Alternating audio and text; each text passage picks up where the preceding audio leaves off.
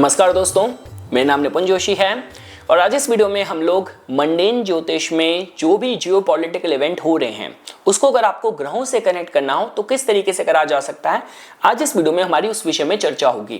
क्योंकि देखिए दोस्तों, जैसा कि मैंने पहले भी कहा था कि अगर डोनाल्ड ट्रंप मतलब अमेरिका के अगले राष्ट्रपति बन गए, मतलब जब उनको कमला हैरिस से कॉम्पीट करना था, ये बात तो मुझे पक्का पता थी कि उनके आने के बाद हर एक दिन ऐसा हो जाएगा कि कोई भी व्हाइट हाउस से कोई भी स्टेटमेंट आ रही होगी, कोई भी प्रेस रिलीज हो रहा होगा तो वो ऐसा हो जाएगा कि जैसे कोई टेलीविजन शो में रोज के रोज कुछ ब्रेकिंग न्यूज आ रही होती है। क्योंकि उनकी पर्सनालिटी ही ऐसी है कि जो भी उनके एक्शंस होते हैं वो एकदम से न्यूज बन जाती है।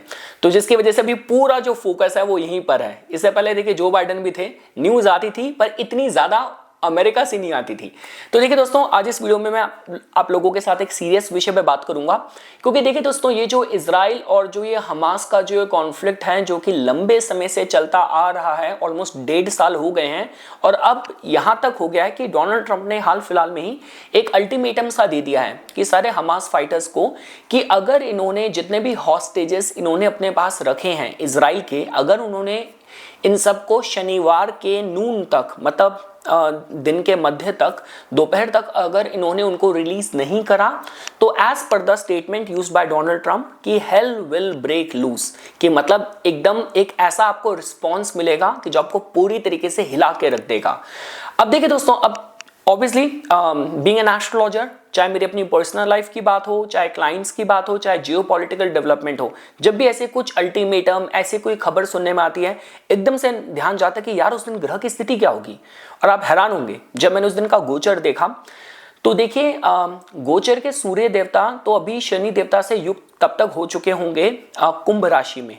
और जब भी हम लोग डेली बेसिस पे प्रेडिक्शंस की बात करते हैं उस पे उस दिन का गोचर का चंद्र उसको वेरीफाई वैलिडेट करना चाहिए। तो उस दिन के जो गोचर के चंद्र हैं वो कन्या राशि में होंगे, उनकी केतु से युति होगी। तो गोचर के चंद्र केतु के साथ और उनके ऑपोजिशन में सूर्य शनि की युति कुंभ राशि में, ये अपने में दोस्तों एक कंप्लीट साइन है कि उस दिन कुछ बड़ा मेजर एस्केलेशन होने की संभावनाएं बहुत ज्यादा बढ़ जाएंगी। देखिए दोस्तों, जब भी हम लोग बात करते हैं इस तरीके के जो बड़े बड़े जो 9/11 टाइप्स के जो बड़े बड़े टेररिस्ट अटैक होते हैं, बड़े बड़े कुछ रिटेलिएशन एक्शन होते हैं, उसमें कहीं ना कहीं राहु केतु का काफी ज्यादा कॉन्ट्रीब्यूशन होता है। और जब केतु आ गया तो केतु तो आप जानते हैं कि केतु तो जड़ से खत्म करने पे बिलीव करता है। और जब मैंने ये अंग्रेजी चैनल पे मैंने वीडियो अपलोड करी थी सूर्य के इस गोचर पे, मैंने तब बताया था कि देखिए सूर्य को आप मान के चलिए आपकी वाइटलिटी, आपका रिकॉग्निशन, सरकार, गवर्नमेंट, पावर। शनि को हम बोलते हैं स्ट्रक्चर के साथ, डिसिप्लिन के साथ। और कुंभ राशि को हम लोग बोलते हैं जो बहुत ही प्रोग्रेसिव और फ्यूचरिस्टिक ज़ोडिएक साइन है। तो इन तीनों का जो कॉम्बिनेशन होता है जनरली कहा जाता है, क्योंकि देखिए दोस्तों, शनि देवता इस कुंभ राशि में अब 28 साल के बाद ही वापस आएंगे। सूर्य देवता तो हर महीने अपने जो महीने के गोचर में प्रवेश करेंगे, पर शनि देवता अब आएंगे 28 साल के बाद। तो उसका मतलब कि अभी जाने से पहले यहाँ पे कुछ परमानेंट सॉल्यूशन निकल सकता है।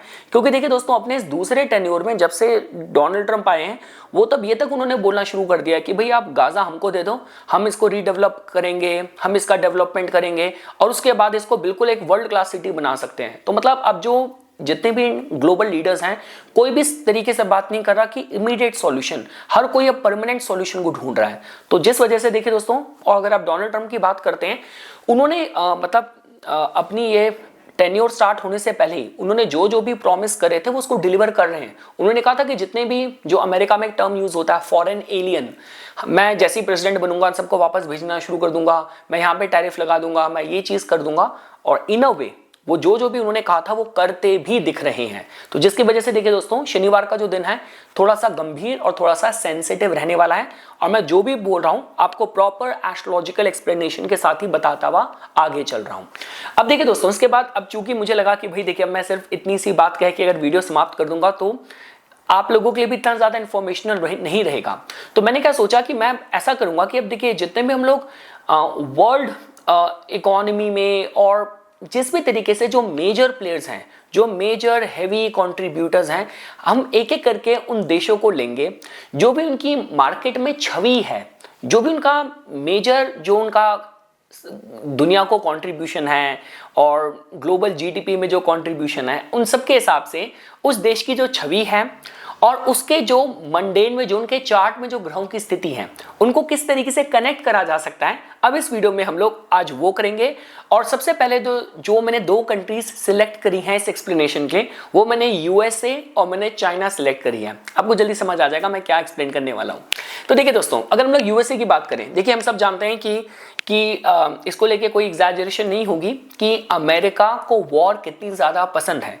उसका जो ये मतलब पूरे वर्ल्ड की भी अगर आप आर्म्स सेल में बात करें तो 40% ऑफ जो आर्म्स का जो डीलिंग होती है उसमें America is the biggest arms dealer.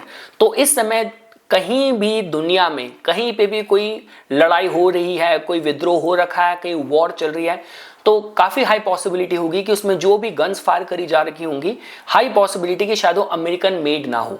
तो अब देखिए दोस्तों, इसी को हम पहले थोड़ी सी स्लाइड्स में थोड़ी उसकी भूमिका बांधते हैं और उसके बाद ग्रहों के माध्यम से उनको रिलेट करके देखेंगे। देखिए दोस्तों, अगर आप बात करते हैं अमेरिका के केस में, जो उनकी प्रॉब्लम स्टार्ट हुई थी ये 1945 के बाद शुरू हुई थी। क्योंकि हुआ क्या था कि देखिए, जब सेकेंड वर्ल्ड वॉर का जो आखिरी बम गिरा, उसके बाद ये हो गया था कि अमेरिका ने सेकेंड वर्ल्ड वॉर से देखिए पैसा खूब कमाया। क्योंकि जहां पे भी जैसी भी वॉर की स्थिति थी, उनको जो आर्म्स, उनकी जो टैंक्स की, जो गन्स की जो रिक्वायरमेंट थी, उसमें अमेरिका काफी कुछ वो सप्लाई कर रहा था, कंट्रीब्यूट कर रहा था, उसने खूब पैसा कमाया।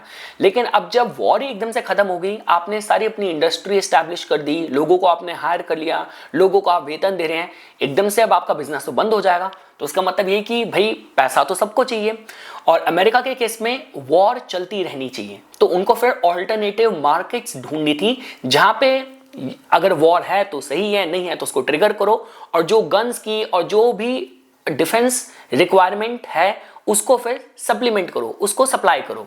तो पहले स्टार्टिंग में कोरिया की बात की जाए, वियतनाम की बात की जाए, अफगानिस्तान की बात की जाए, ये एक अच्छे नए मार्केट की तरह उभर के आए। भाई देखिए, सीधी सी बात ही, देखिए दोस्तों, अगर आपको वॉर चलाते रहनी है और अपने देश के जो आपके नागरिक हैं उनको अगर ये आइडिया सेल करना है, तो कुछ ना कुछ आपके पास एक कहते हैं कि आपके पास एक टैग लाइन होनी चाहिए। तो काफी लंबे समय तक इन्होंने कम्युनिज्म को, यूएसएसआर को विलन डिक्लेयर करा। उसके बाद इन्होंने फिर कोल्ड वॉर का भी टाइम आ गया था, फिर टेररिस्ट एक्टिविटी हुई, अलकायदा वगैरह। तो जिसकी वजह से कुछ ना कुछ करके इन्होंने कैसे ना कैसे करके वॉर का जो एक प्रोपोगंडा है वो अपने कंट्रीमेंस को भी ये समय समय पे सेल करते रहे कि जो कुछ भी है हमारे पास एक जस्टिफाइड रीजन है इस वॉर में होने के।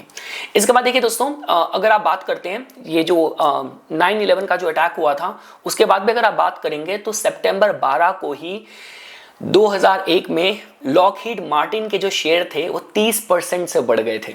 इसके अलावा देखिए दोस्तों, 2003 में भी देखिए इराक का भी जो इन्वेजन हुआ था, देखिए उसमें भी कहा जाता है कि पहले तो वर्ल्ड को ये बताया गया कि जो सद्दाम हुसैन है उनके पास वेपन्स ऑफ मास डिस्ट्रक्शन हैं। लेकिन बाद में CIA का जो अपना इंटरनल जो मोल था, जो भी गुप्तचर था, जासूस था, उससे तक ये पता चला कि ऐसा कुछ नहीं था। लेकिन इस वजह से $8 ट्रिलियन का तो नुकसान हुआ। तकरीबन 45,000 अमेरिकी सोल्जर थे जो शहीद हुए, और इराकी भी अराउंड 3 लाख लोग डेड हो गए इस वजह से, इस इन्वेजन की वजह से, जिसका कि कोई रीजन नहीं था। हाँ, एक जस्टिफाइड रीजन हो सकता है कि एक ऑयल एक कारण हो सकता है, और इसके अलावा to sell the defence equipments, use the defence equipments, justify a war. और इसके अलावा देखिए दोस्तों, अगर आप बात करते हैं, ये सब तो देखिए मैं जो मतलब ये सारी स्लाइड्स हैं, थोड़ा बहुत मैंने आपको बता दिया। जैसे मैंने बताया था कि 1940s के दशक में मिशिगन की जो ऑटोमोबाइल फैक्ट्रीज थी उनको टैंक प्रोडक्शन में तब्दील कर दिया था। कैलिफोर्निया के जो शिपयार्ड थे उनको भी एयरक्राफ्ट कैरियर बनाने में तब्दील कर दिया था। तो पूरा जो फोकस था, पूरा का पूरा फोकस सिर्फ इसी चीज में था कि कुछ ना कुछ करके जो आर्म्स इंडस्ट्री है वो चलती रहनी चाहिए सुचारू रूप से। और इसके बाद देखिए दोस्तों, अब अगर हम बात करते हैं अमेरिका के केस में, इनका जो डिफेंस इंडस्ट्री का जो जीडीपी में कंट्रीब्यूशन है वो तकरीबन $700 बिलियन पर ईयर है। इसके अलावा डायरेक्ट इनडायरेक्ट में अगर आप बात करते हैं तो ऑलमोस्ट 7 मिलियन लोग हैं जो कि इस इंडस्ट्री में एम्प्लॉयड हैं। और यहाँ तक कि देखिए दोस्तों, अगर आप बात करते हैं तो इनका 2023 का जो यूएस मिलिट्री का जो स्पेंड था, जो डिफेंस बजट था, वो तकरीबन 820 बिलियन डॉलर्स का था। तो आपको पता चलेगा कि कितनी बड़ी ये इंडस्ट्री है। अब इनकी जो एक नई स्ट्रैटेजी है वो ये है कि इंडो पैसिफिक स्ट्रैटेजी वही है कि चाइना को विलन बनाओ और चाइना के डर से जो वेपन्स हैं जापान को, साउथ कोरिया को, ऑस्ट्रेलिया को, फिलीपींस को, उनको सेल करो। अब ये सब तो हमने बात कर ली। अब हम देखते हैं यूएसए का चार्ट कि उनके चार्ट में कैसे दिखता है। देखिए दोस्तों, उनका जो चार्ट है, अगर आप अमेरिका के चार्ट में देखते हैं तो इनका सिंह लगन है। देखिए दोस्तों, सिंह लगन के केस में जो मंगल देवता होते हैं वो इनके योग कारक ग्रह बनते हैं। तो योग कारक जो ग्रह हैं वो इनके बैठे हैं लाभ भाव में, और किससे युक्त हैं? बृहस्पति से, सूर्य से, शुक्र से। तो कहीं ना कहीं वॉर्स को इन्होंने हमेशा ग्लोरीफाई करा है। दूसरी चीज देखिए दोस्तों, 11वें भाव में अगर इस तरीके की युति होती ना, 11वां भाव हमारा और लोगों पे जो कंट्रोल है उसके विषय में बताता है, जो हमारी सोवेरेनिटी है, जो मेरा वजन है, वर्चस्व है, मेरा क्लाउड है। आपने काफी बार देखा होगा कि इंसान चाहे नॉर्मली हो, लेकिन 2-3 उसने चेले रख रखे होते हैं, वो एकदम से ना क्लाउड सा बना देते हैं, और अरे भाई साहब आगे आगे आगे, अरे जगह बनाओ। तो वो ये जिस तरीके का क्लाउड होता है ना, तो ये 11वें भाव से इसकी काफी कुछ इसके तार जुड़े होते हैं। तो यहाँ पे आप देख सकते हैं, इससे आपको थोड़ा सा हिंट होगा। दूसरी चीज देखिए दोस्तों, अगर आप चंद्र राशि के माध्यम से देखते हैं तो कुंभ राशि के माध्यम से देखा जाए तो मंगल ग्रह के पास 10वें भाव का स्वामित्व है और 3रे भाव का स्वामित्व है। तो तीसरा भाव देखिए दोबारा आपके बल का, आपके आक्रोश का हो गया, 10वां भाव आपके स्टेटस का हो गया, और मालिक उसका मंगल बन के कहां बैठा है? कुंभ राशि के माध्यम से वो बैठे हैं आपके मिथुन में, जो कि 5वें भाव में बैठ गया। तो हमेशा नए नए क्रिएटिव आइडियाज आप लेके आते रहो कि किसी ना किसी तरीके से कभी किसी को विलेन बनाओ, कभी किसी को इस तरीके से प्रस्तुत करो, लेकिन वॉर चलती रहनी चाहिए। आप कुछ इस तरीके से भी जोड़ के देख सकते हैं। इसके बाद देखिए दोस्तों, आज का जो हमारा दूसरा एग्जाम्पल होने वाला है वो होने वाला है चाइना का। कि देखिए चाइना जो है वो आपका WTO का मेंबर बन गया था 11 दिसंबर 2001 को। तो China became a member of WTO इन 11 दिसंबर 2001। अब देखिए दोस्तों, ये भी बड़ी हैरानी की स्टोरी है। देखिए हुआ क्या था, 1992 तक अगर आप बात करते हैं तो चाइना पे ऑलमोस्ट एवरेज 40% टैरिफ लगा हुआ था, और ये इन्होंने जैसे ही they became a member of WTO, ये आपका ऑलमोस्ट 15% तक पहुंच गया, और 2010 तक तो ये 7.4% तक पहुंच गया। स्लोली ग्रेजुअली इन्होंने अपने मैन्युफैक्चरिंग गुड्स की वर्ल्ड को आदि कर दिया या उसकी आदत दे दी। इसके अलावा देखिए दोस्तों, इन 2000 टोटल ट्रेड वॉल्यूम इनका जो था 500 बिलियन डॉलर्स का था, जो कि 2020 तक 5 ट्रिलियन डॉलर्स तक पहुंच गया। अब देखिए दोस्तों, अब जैसे कि हमने देखा कि किस तरीके से अगर आपको बात करी जाए, अमेरिका का जो ऑब्सेशन है वो वॉर के साथ है, वो डिफेंस के साथ है। चाइना का उसी तरीके से कैसे मैन्युफैक्चरिंग से है। अगर आप यहाँ पे देखेंगे तो ये सब तो कुछ फैक्ट्स हैं, आपको इंटरनेट पे मिल ही जाएंगे वैसे, कि 2001 से 12 तक चाइना का जो GDP था उसका growth rate 10% annual growth rate था। और चाइना को जितना भी FDI आया है 2001 के बाद से, उसमें USA, Japan, Germany, south Korea सबका योगदान है। देखिए यूरोप में अगर हम जर्मनी की बात करें, देखिए इस मामले में जर्मनी तो सबसे बड़ा भुक्तभोगी था। देखिए दोस्तों, मुझे याद है कि जो छोटे में कॉलेज टाइम की अगर मैं आपको बात कहूं, ये तो हम सबको पता था कि चाइना में मैन्युफैक्चरिंग होती है, मेक इन चाइना। पहले इनकी रेपुटेशन ये थी, अरे मेक इन चाइना तो खराब है, जल्दी चलेगा नहीं, चाइनीज अगर पटाखे भी लेने हैं तो दिवाली में रॉकेट उड़ेगा नहीं, बड़े जोक्स बनते थे। लेकिन जर्मनी का शुरुआत से लोहा था। तो जर्मनी का था कि भाई जर्मन की जो गाड़ियां हैं, उनकी जो टेक्नोलॉजी है, उनकी जो इनोवेशन है, उसकी तो कोई तुलना नहीं है। तो जैसे जर्मनी है, जापान है, जापान के जैसे आप VCR, टेलीविजन, साउंड सिस्टम, इनकी मोनोपोली होती थी। लेकिन फिर हुआ क्या, देखिए अगर जर्मनी के केस में बात करें, जर्मनी इसका सबसे बड़ा भुक्तभोगी है। इनके जितने भी ऑटोमोबाइल इंडस्ट्री के बड़े ब्रांड्स हैं, जैसे BMW भी, अगर इसको चाइना में एंटर करना था तो इनको वहाँ के लोकल ब्रांड के साथ कोलैबोरेट करना था for the joint exchange of the technology, R&D, resources. बाद में इनको ये लग रहा था कि हम अपने पोटेंशियल बायर को नर्चर कर रहे हैं, पर अपने कॉम्पिटिटर को नर्चर कर रहे थे, तैयार कर रहे थे। ये वही ब्रिलियंस ब्रांड है जो कि बाद में इन्हीं को, इनकी यूरोपियन मार्केट्स में BMW को बाद में थ्रेट देने लग गया। इसके अलावा देखिए दोस्तों, अगर आप ये देखते हैं, जैसे कि मैं आपको बता रहा था कि Volkswagen does 40% of its global sales in China, लेकिन चाइना उनके सिर्फ मशीनरी नहीं खरीद रहा था, बट साथ साथ उनकी रिवर्स इंजीनियरिंग, उनकी टेक्नोलॉजी की भी देख रहा था। तो जैसा कि आप यहाँ पे देख रहे हैं, मैंने आपको बताया कि China launched made in China 2025 policy उसने 2015 में ही निकाल दी थी।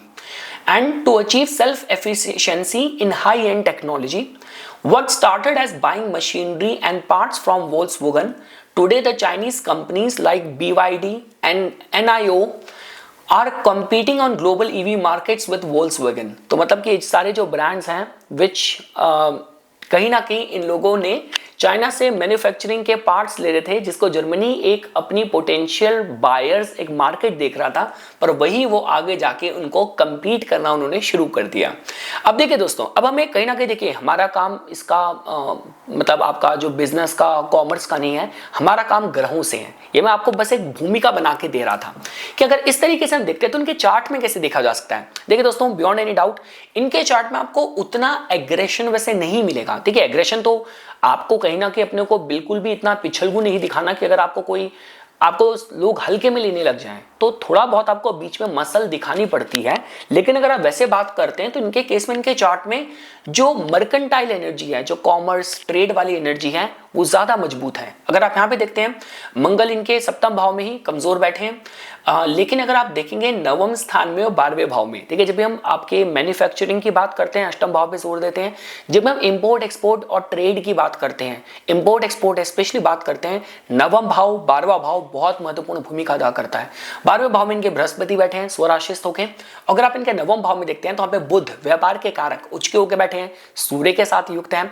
और देखिए बुध जब सूर्य और केतु के साथ अगर नवम स्थान में हो और कन्या का हो, तो देखिए कहा जाता है ना कि केतु आपको एक एक्सपर्टीज देता है, आपको मोनोपोली देता है। जैसे हो गया ना कि पूरे वर्ल्ड को चाइनीज प्रोडक्ट्स की एक आदत सी लग गई है, वो आप इस केतु की वजह से जोड़ के देख सकते हैं। और जैसे कि मैंने आपको कहा कि पर्दे के पीछे से रिवर्स इंजीनियरिंग कर लेना, सारी टेक्नोलॉजी कॉपी कर लेना। 12वें भाव में बृहस्पति बैठा है, तो जो उनका जो विजडम आया है ना, जो उन्होंने एक्सपर्टीज बिल्ड करी है over the period of the time, वो छुप के करी है, पर्दे के पीछे से करी है, वो भी आप जोड़ के देख सकते हैं। पर हाँ देखिए दोस्तों, उनके दशम भाव का शुक्र बैठा है, मजबूत है। तो धन वैभव और लाइफस्टाइल के मामले में तो देखिए जिस तरीके से इन्होंने अपना एक स्तर बना लिया है। बताया जाता है कि खुद एलॉन मस्क की भी जो मदर है, वो चाइना में एक बड़ी फेमस लोकल सेलिब्रिटी हैं। वो अपना लंबा समय, काफ़ी समय वो चाइना में बताती है कि उनको लगता है कि जो लग्जरी गुड्स हैं, जो लग्जरी मार्केट है, जो चाइना में है, उतनी शायद अमेरिका में भी ना हो। तो आप ये ज़रूर देख सकते हैं। पर हाँ देखिए दोस्तों, लोगों के केस में अभी तो बहुत जल्दी हो जाएगा, इस पर मैं अलग से मेरे को रिसर्च करनी पड़ेगी। लेकिन इनका शनि इनका लग्नेश बनता है और ये अष्टम भाव में बैठा है, तो इनका जब डाउनफॉल भी होगा वो भी आकस्मिक आएगा, सडन आएगा। और शनि देवता देखिए, मैं मीन में तो कुछ नहीं कह रहा, पर जब शनि देवता का मेष में प्रवेश होगा ना, तब वर्ल्ड ऑर्डर पूरा बदलेगा। तो ये तो पक्का कहा जा सकता है। पर अभी के हिसाब से मैं बस आप लोगों को इन्हीं दो कंट्रीज के चार्ट्स के साथ यहाँ पे छोड़ूंगा। और मेरा मेजरली आप लोगों के साथ बात करने का जो प्रयोजन था वो यही था कि शनिवार को अभी जो डोनाल्ड ट्रंप ने जो अल्टीमेटम दिया है और जो मिडल ईस्ट का जो पोर्शन है गाजा वाला, ये भी दोबारा आग में धधकेगा। और ये हफ्ता उसका कहीं ना कहीं उसकी पृष्ठभूमि जोड़ सकता है, उसकी नींव दे सकता है। जो बोला गया था कि जो बाइडेन ने अपना टेन्योर पूरा करने से पहले कि मैंने सीज फायर करवा दी, लेकिन लगता है कि अभी ये बड़ी मेजर एस्केलेशन इस वीकेंड तक दोबारा शुरू होने वाली है। इसकी काफी स्ट्रॉन्ग संभावना है। तो ये कुछ बातें थी दोस्तों जो आज मैं इस वीडियो में आप लोगों के सामने प्रस्तुत करना चाहता था। इसी तरीके की वीडियोस की समय समय पर अपडेट प्राप्त करने के लिए कृपया करके मेरा यूट्यूब चैनल सब्सक्राइब कीजिए और मुझे मेरे इंस्टाग्राम अकाउंट में फॉलो कीजिए। धन्यवाद।